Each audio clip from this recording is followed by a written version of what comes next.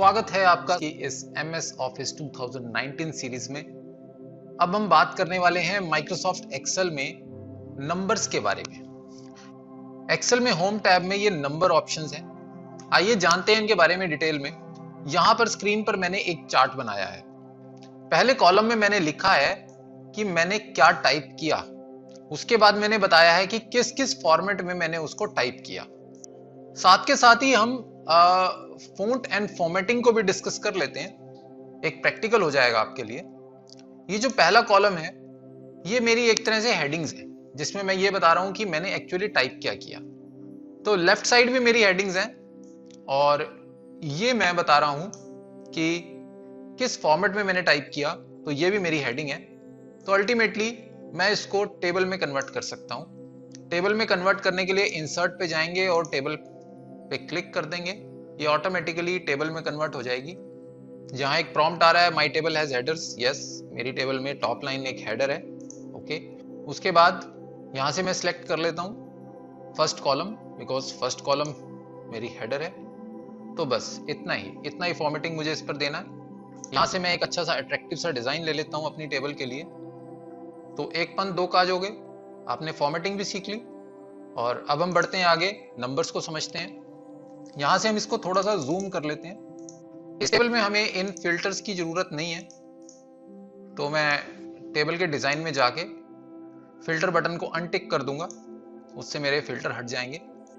तो समझते हैं नंबर फॉर्मेट्स को। पहला है हमारे पास 001, यानी मैंने स्क्रीन पे टाइप किया 001।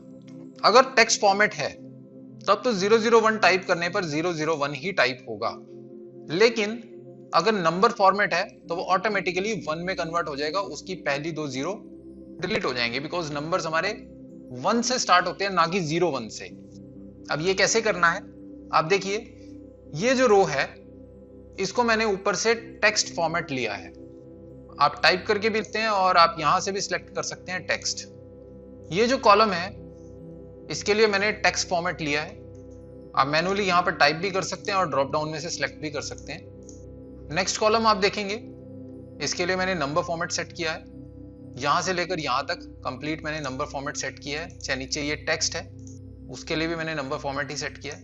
मैं आपको ये दिखाना चाहता हूं कि अगर नंबर फॉर्मेट सेट किया है तब टेक्स्ट कैसा दिखेगा, किस तरह का न्यूमेरिकल कैसा दिखेगा। उसके बाद ये करेंसी है, तो इसमें मैंने ऊपर से करेंसी वाला फॉर्मेट लिया है। अकाउंटिंग में अकाउंटिंग फॉर्मेट लिया है। डेट में डेट फॉर्मेट लिया है। टाइम में टाइम फॉर्मेट लिया है। परसेंटेज ध्यान रहे, ये परसेंटेज दो प्रकार की हैं, इनके बारे में मैं डिस्कस करूंगा।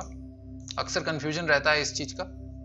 उसके बाद फ्रैक्शन, यहां से मैंने फ्रैक्शन फॉर्मेट लिया है इस पूरे कॉलम के लिए, और उसी तरह से लास्ट पूरे कॉलम के लिए मैंने साइंटिफिक फॉर्मेट लिया है। तो आइए बात करते हैं पहली रो की। पहली रो में आप देखें मैंने 001 टाइप किया, यानी पहले मैंने जीरो लगाई है। मैं आपके सामने दोबारा से करके दिखाता हूं 001, और इतना टाइप करके मैंने एंटर कर दिया। और सेम ही मैं नंबर फॉर्मेट में टाइप करता हूं 001 और एंटर करता हूं।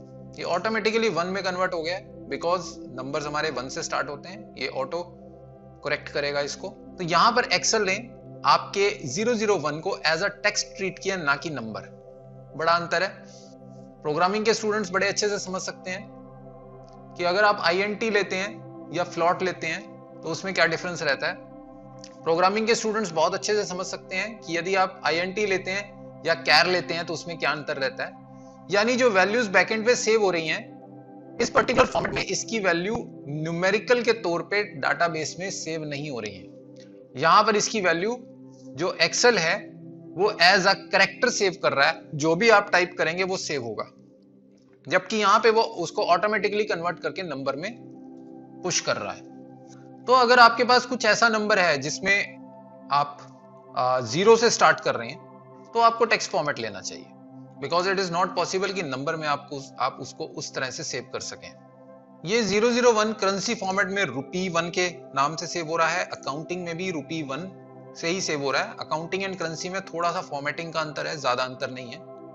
आप देखें इसमें अकाउंटिंग फॉर्मेट में जो आपका रुपी है, जो सिंबल है वो लेफ्ट साइड अलाइंड है और जो न्यूमेरिकल है वो राइट साइड अलाइंड है, जबकि करेंसी फॉर्मेट में वो इससे चिपका हुआ है। अच्छा, डेट फॉर्मेट में ध्यान देने वाली बात है, हमारी एक्सेल के अंदर डेट्स 1 जनवरी 1900 से स्टार्ट होती हैं, इससे पिछली डेट आप नहीं डाल सकते, और डालेंगे भी क्यों, कोई लॉजिक नहीं बनता, इससे पिछली डेट का ना हमने कोई रिकॉर्ड मेंटेन करना। तो हम 1 जनवरी 1900 से ही डेट स्टार्ट कर सकते हैं, इससे पहले की डेट आप डाटाबेस में नहीं सेव कर सकते। हाँ, टेक्स्ट में लिख सकते हैं, नो डाउट। अगर मैं यहां पे 1 जनवरी 1899 लिखता हूं, तो अब देखिए ये टेक्स्ट फॉर्मेट में सेव हुई है, इसका बैकएंड में डेट से कोई लिंक नहीं है। हाँ, ऊपर जरूर ये डेट फॉर्मेट दिखा रहा है, बट अगर आप इसको टेक्स्ट में ले जाएंगे तब भी वैसा ही है, नंबर में ले जाएंगे तब भी वैसा ही है, और टेक्स्ट में ले जाएंगे तब भी वैसा ही है, जैसा कि इन 2 फील्ड्स में हो रहा है। कहने को तो ये स्मार्टो मैंने डेट फॉर्मेट में लिखा है, लेकिन इसका मतलब ये थोड़ी ना ये डेट में कन्वर्ट हो गया। तो आगे आता हूं, मैं इन सब चीजों को भी एक्सप्लेन करता हूं।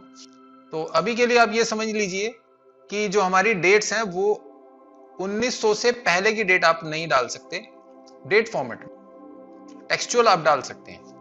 थोड़ा और क्लियर करने के लिए मैं यहां पर 1 जनवरी 1901 कर देता हूं।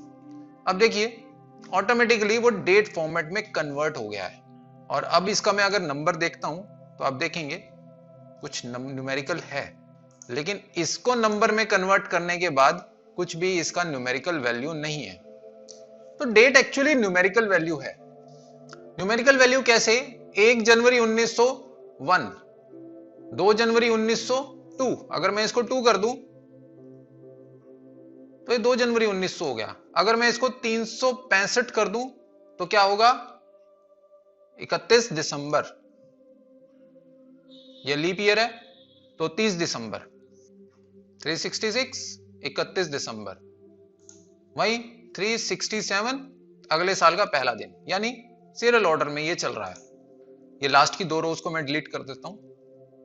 सिंपली आपको रोज को सिलेक्ट करना है और यहां से डिलीट कर देना है।